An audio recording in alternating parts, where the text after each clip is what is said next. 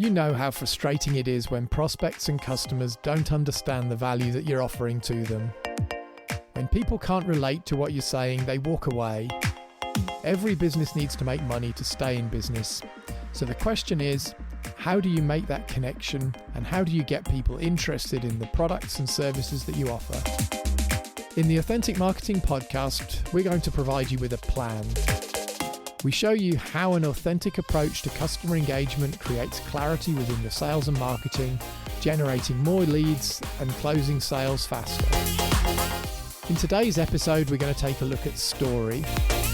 We talk with Alister Grigg, the CEO of Fastman, and see how using a storytelling approach can radically improve the effectiveness of communication both with your customers and within your business.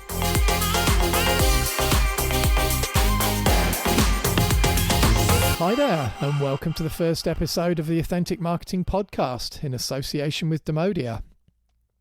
I'm your host, Simon Harvey, and with me today is my co-host, Daniel Kleber. Hi there, Daniel. How are you? And thanks for joining us today. Hi, Simon. Great to be here, and great to meet with you, listeners. So, sales and marketing has never been easy, and over recent years, I think things have only got more confusing for many businesses.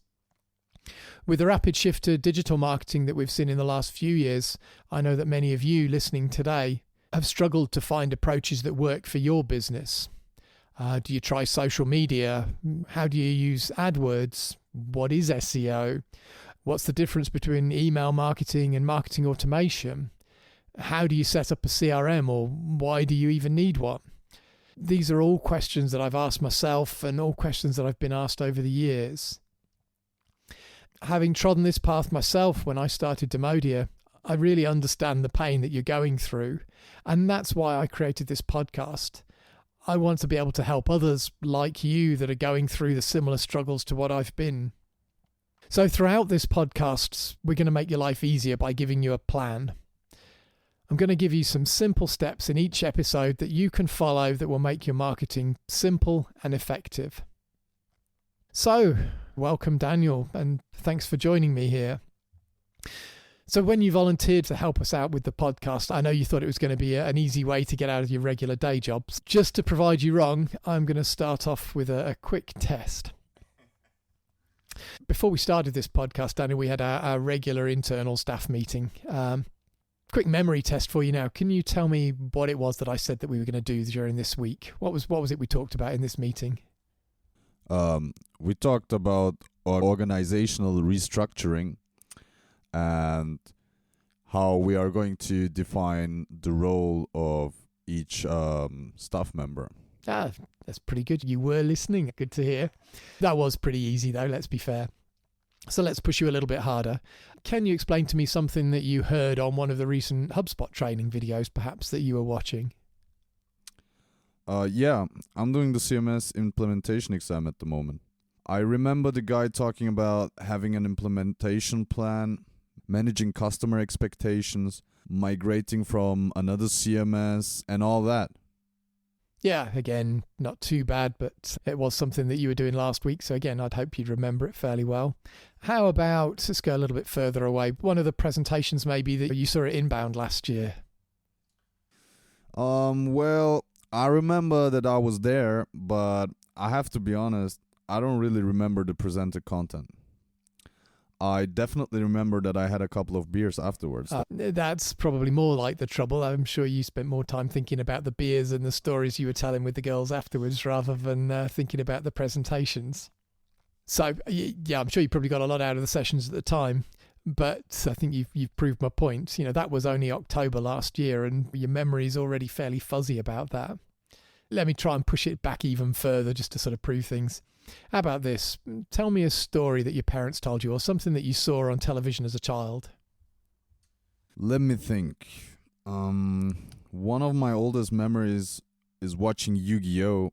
At 6 o'clock in the morning in our apartment in Istanbul. We used to live in Turkey back then. Yu-Gi-Oh! I can't say as I've heard of that specifically before. Go on, tell me more. Yu-Gi-Oh! Is basically a Asian cartoon, and I remember that this was a special episode where one of the main characters used the Dark Magician Girl card against one of the strongest opponents. It was a rare card that gave its owner a lot of power.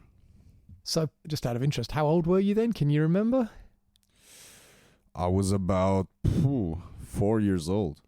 That's quite impressive. Given a few minutes ago you were struggling to remember anything that happened a few months ago, it's quite amazing how much detail you can recall about something like that. That was probably, 20 plus years ago now. And that's a problem that we all struggle with. Our brains aren't wired to recall facts. As hunter-gatherers, facts weren't important. They didn't help us to survive or thrive, so our brains just cleared them out to make space for more important things.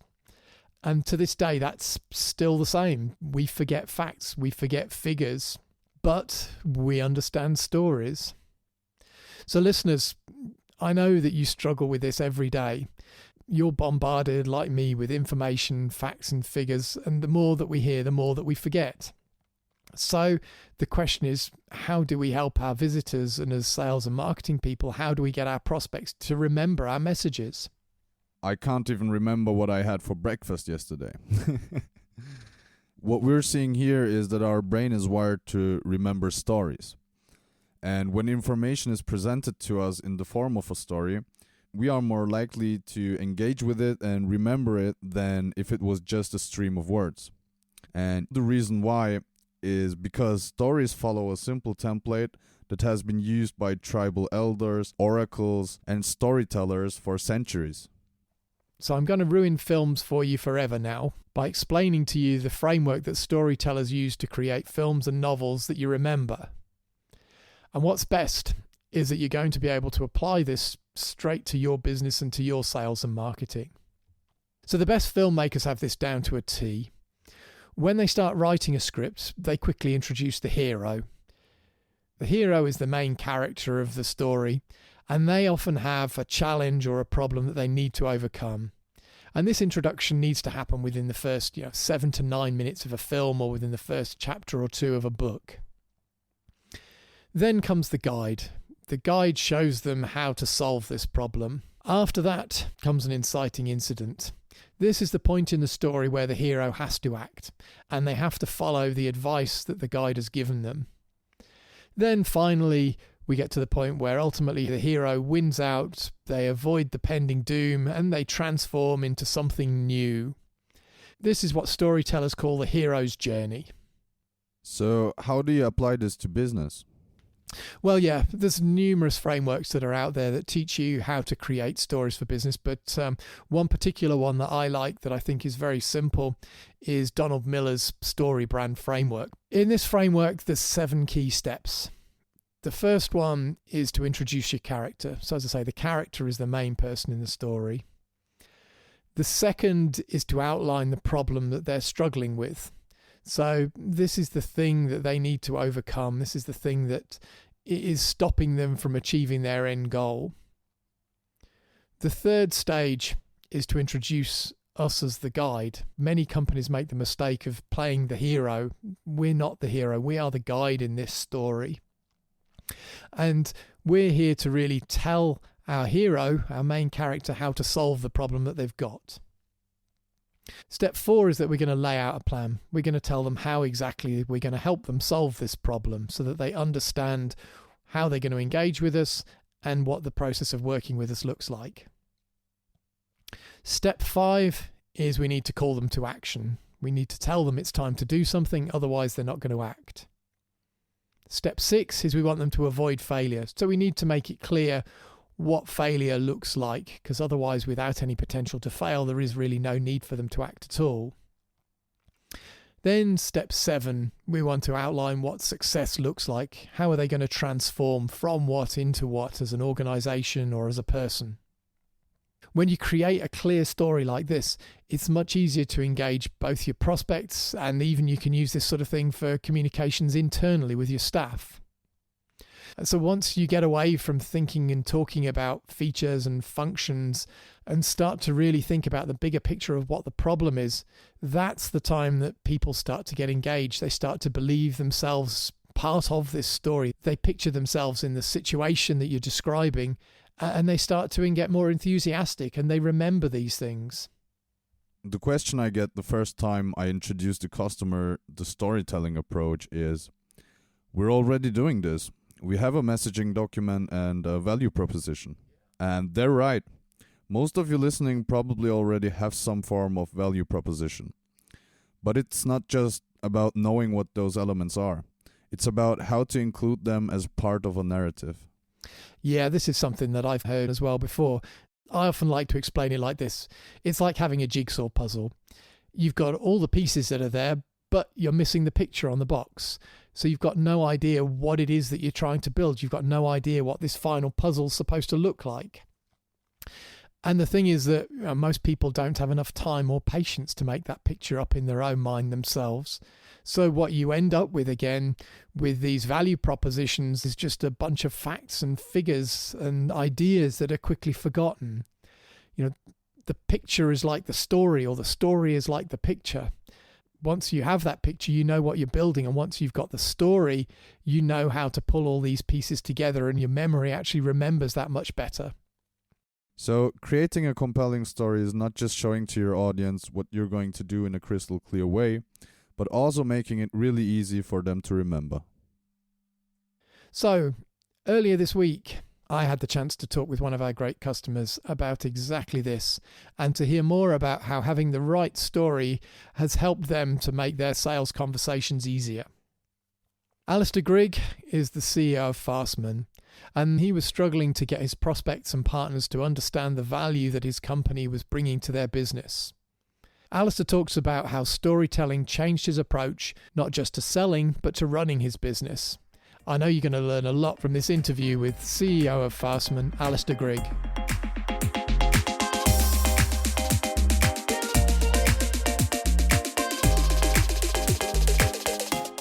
Hi Alister, thanks for joining us on the podcast today. So maybe to start with, you can tell us a little bit about yourself, what you do, and what Fastman does generally. My name's Alister Grigg. I'm the Managing Director of Fastman.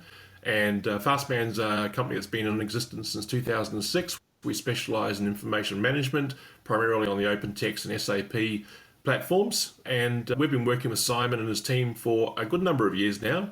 So we've been talking a lot about storytelling on the podcast today.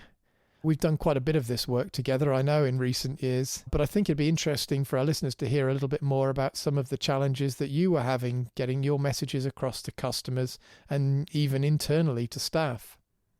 So the problem we were having was that we weren't providing a consistent message to customers around our solution sets, if you like. So we were quite comfortable going to customers and talking about the products, what features they have and how they would benefit from them. But as time goes on, customers are more interested in an overall outcome, and they want to know what you do in their context. So you've got to translate what you do and what your solutions do for a customer. So what is it that a customer actually is looking to get out of a relationship with not just your products, but with you, the company? So that's really important. But it's also important for us to be able to understand the sorts of vision that we have in the outcomes that the customers are achieving with the products.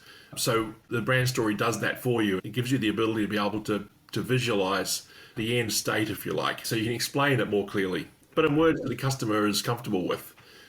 That they don't feel they're being overly sold to, You mentioned then that before you reviewed the way you talk to customers, there were times when they didn't understand exactly what you were trying to get across.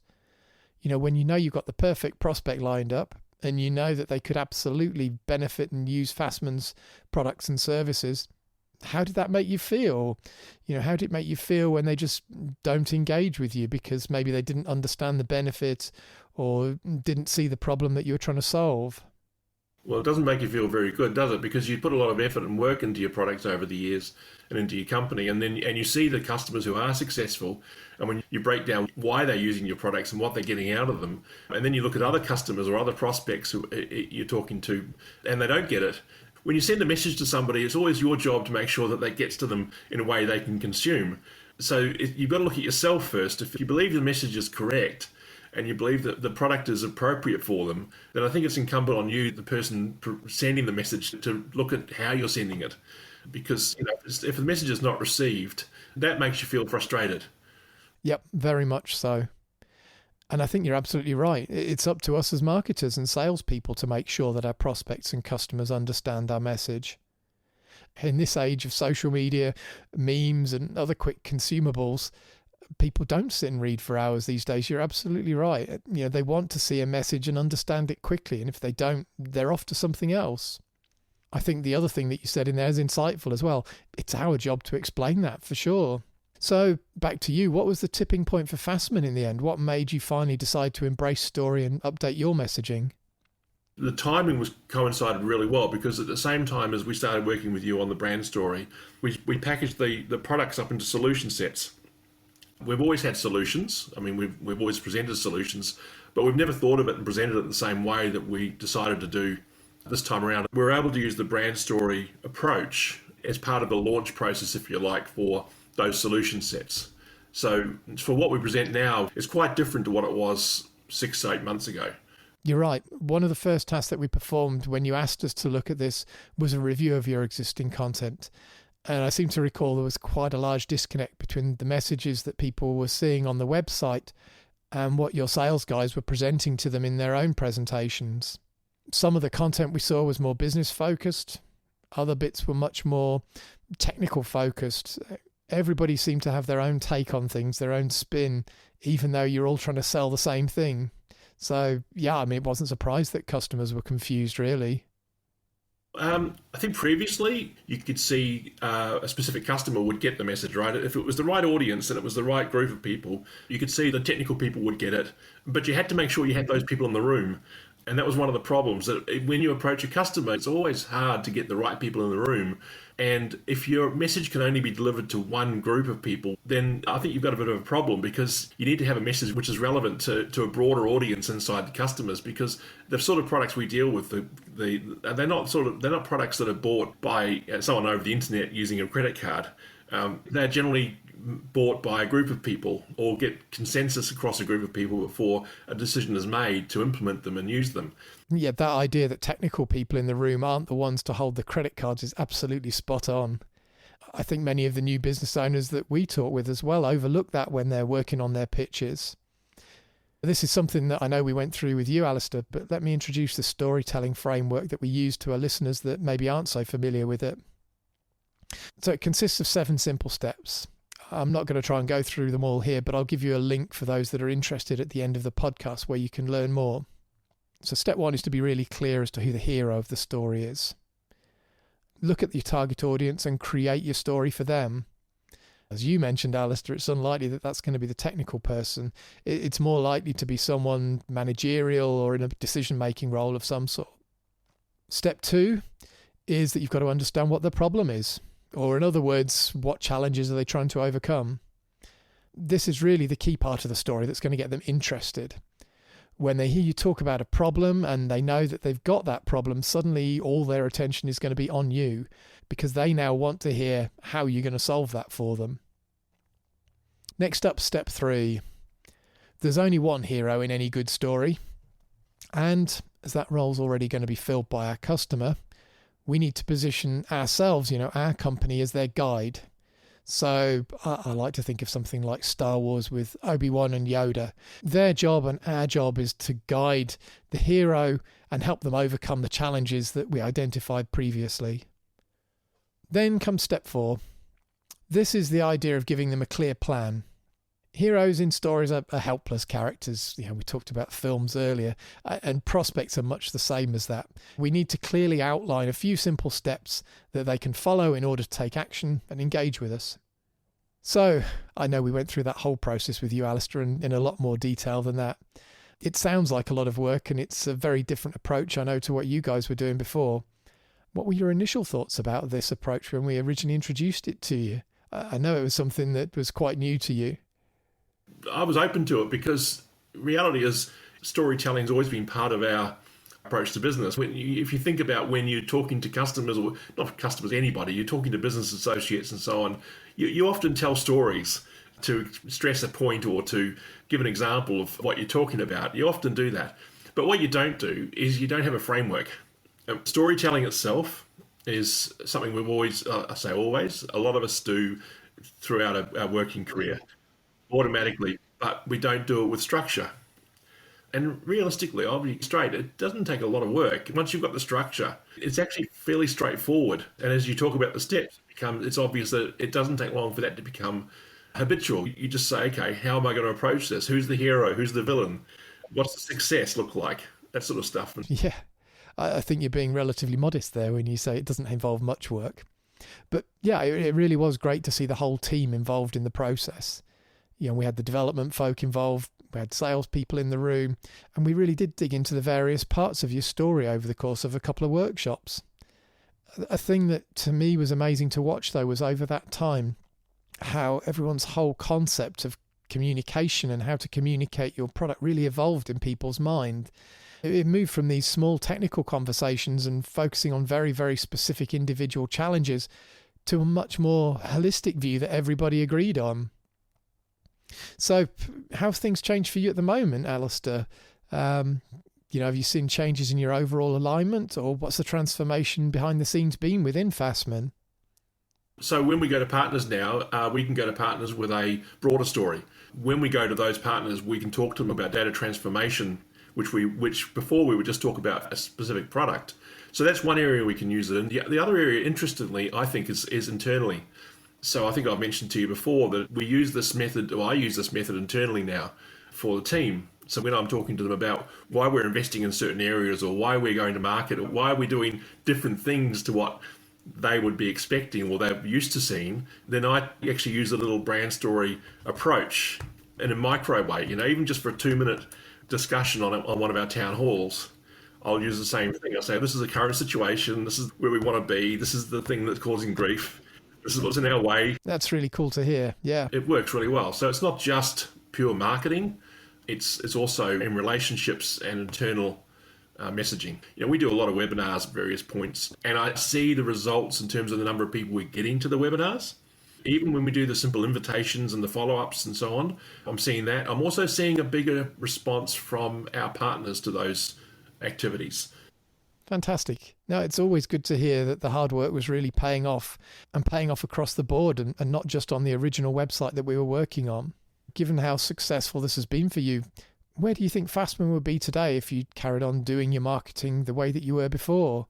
If we'd kept doing what we were doing before, I think we would have been fine in terms of our sort of sales model and our operations, but I don't think we would have been as comfortable with the message we're giving to people. I think we would have been piecemeal still. I would have been still fighting the battles against individual people's perception on things. And I mean, that would have been frustrating. So overall, looking back at all the things that you've managed to achieve over the last months, what would you say is the biggest benefit that you've been getting by having a clear story that everyone's now using?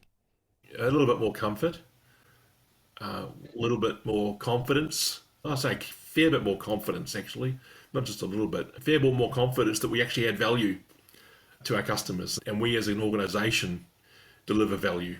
I think that's probably the biggest thing. It's allowed us to have a better clarity around the solutions, the products, the value that we provide to customers, and to use that internally and externally to present our message more clearly and more confidently. I like the word confidence. Yeah, I definitely like that. It's amazing how that makes you feel when suddenly you find the confidence that what you're selling is really what people want. So, Alister, before we wrap up, if there's other business leaders out there that are suffering from the same sorts of challenges as Fastman was, what would be your message to them? Why haven't you done it already? It seems like an obvious thing. Honestly, it does. My message to them was, if you haven't done this, I think you're missing a golden opportunity. If you haven't done this type of thing, you're missing out on one of the single central things you can do, which provides clarity around how you run your business. And I think if we look back at ourselves as business leaders, and we're not doing this, then I think it's fair to say you're failing your people. You're failing your customers, you're failing your staff, you're failing your team, because that clarity of mission, that clarity of story is one of the central tenets that we have as a business leader. I'd say it's kind of, you must do it. Now, having done it, I don't understand how we could operate without it, to be honest. I think it's that central to what we do. I think that's true. I've got to say, I think that's a pretty powerful way to end. Thank you very much for your time today, Alister. It's been great to have you on the podcast and to hear your story. No problem. Pleasure.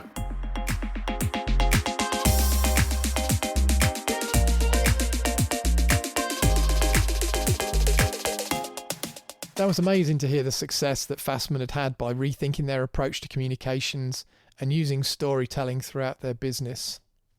Thanks for joining me, Alister. It really was great to have you on the show today. And if your prospects don't understand what you offer, or if you aren't sure how to build a brand story yourself, then you can hire an authentic engagement coach. Just go to demodio.com to hire a coach that will show you how to increase the effectiveness of your marketing and find an easier way to grow your business. So, listeners, at the end of each episode, I like to give you a set of concrete actions. These are practical steps from today's episode that you can take to immediately improve the effectiveness of your sales and marketing. In our conversation today, we talked about the BrandScript and how to build an engaging narrative that invites your prospects into a story. It shows them how they're going to achieve success and avoid failure by following your advice. So, today I'd like you to think about your story and complete a BrandScript for your business. To help you out, you can go to demodio.com/BrandScript. There you'll find a worksheet that you can download and fill in.